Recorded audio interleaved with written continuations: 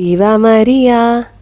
ഈശോയിൽ പ്രിയമുള്ളവരെ, നാം കഴിഞ്ഞ ദിവസം കണ്ട കൊച്ചു നെല്ലിയെപ്പോലെ ഈശോയെ ഒത്തിരി സ്നേഹിച്ചിരുന്ന ഈശോയുടെ പ്രിയ കൂട്ടുകാരിയായിരുന്നു നെനോലീന. വെറും 6.5 വയസ്സുവരെ അവൾ ഈ ലോകത്ത് ജീവിച്ചിരുന്നുള്ളൂ. എന്നാൽ അതിനുള്ളിൽ തന്നെ 177ഓളം കത്തുകൾ ഈശോയ്ക്ക് എഴുതി ഈ കൊച്ചു വിശുദ്ധ. നാം ഈ ദിവസങ്ങളിൽ കണ്ട ജീവിതങ്ങളിൽ ഒരു കാര്യം കൂട്ടുകാർ ശ്രദ്ധിച്ചോ? അവർക്കെല്ലാവർക്കും ദിവ്യകാരുണ്യത്തിൽ ഈശോയെ സ്വീകരിക്കാൻ വലിയ തിടുക്കമായിരുന്നു. കാത്തിരിക്കുക ദുഷ്കരമായിരുന്നു. നെനോലീനയുടെ കഥയും മറ്റൊന്നല്ല. ചെറുപ്രായത്തിൽ തന്നെ മാരകമായ ബോൺ ക്യാൻസറാൽ നെനോലീന ഏറെ സഹിക്കേണ്ടി വന്നു.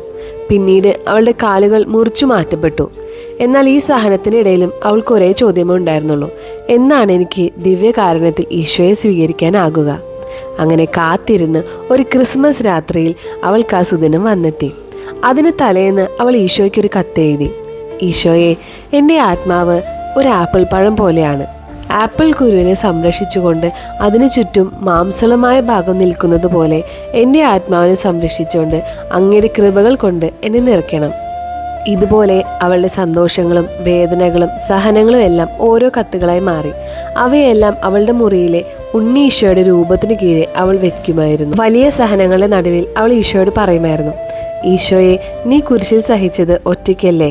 ഇതാ ഞാനും നിന്നോടൊപ്പം സഹിക്കുന്നു. കൂട്ടുകാരെ, എത്ര ആഴമേറിയ സ്നേഹമായിരുന്നു നെനോലീനയ്ക്ക് ഈശോയോടുണ്ടായിരുന്നത്.